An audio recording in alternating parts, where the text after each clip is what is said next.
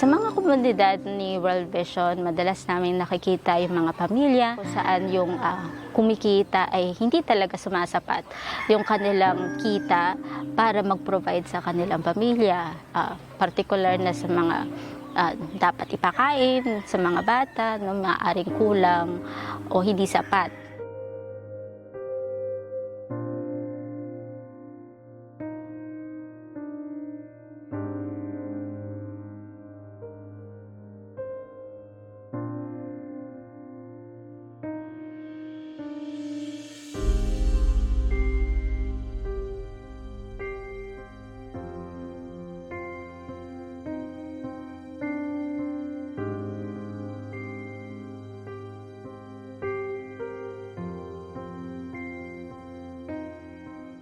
Kaya nga ang World Vision ay nagsasagawa ng Go Baby Go para maturuan ang ating mga magulang na tamang pangangalaga sa mga bata.